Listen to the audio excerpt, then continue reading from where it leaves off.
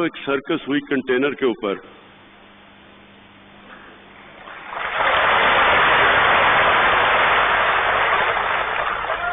अब आपको पता है कि अगर कोई भी पाकिस्तान में धरने का एक्सपर्ट है वो यहां खड़ा है।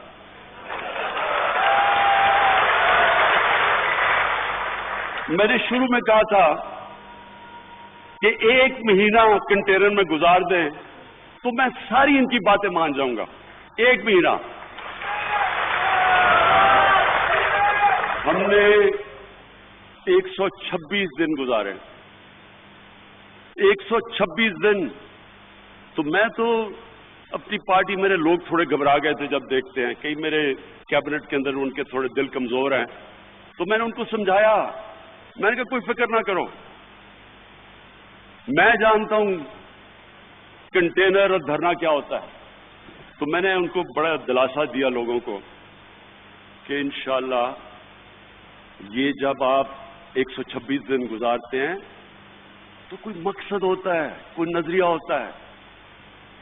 इस तरह कंटेनर पे नहीं गुजारा जाता जब वो बेचारे, और हमारे बच्चे हैं ये मदरसों के। मैं ये आपको बताऊं, ये पहली गवर्नमेंट है जिसने फैसला किया है कि हम मदरसे के बच्चों की जिम्मेदारी लेंगे। ये हमारे बच्चे हैं।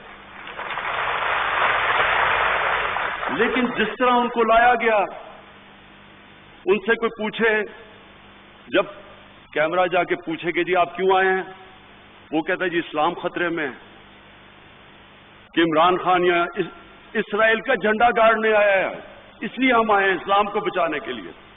वो किसी से पूछे, वो कहे जी खत्म नबूवत, ये कायदियानी पता नहीं का कब्जा होने लगा है।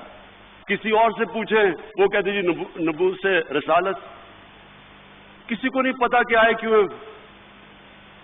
जो सबसे ज्यादा मुझे तकलीफ हुई कि वो बेचारे जब बारिश हुई मुश्किल वक्त में, वो बेचारे बाहर बैठे हैं और गर्म कमरे में जनाब फजलुर रहमान बैठा हुआ है, अपने आप को लिबरल कहता है। अंग्रेजी में लिबरल, वो लिबरल नहीं है, वो लिबरली करप्ट है। और दूसरी तरफ सारे बेरोजगार सियासतदान खड़े हैं।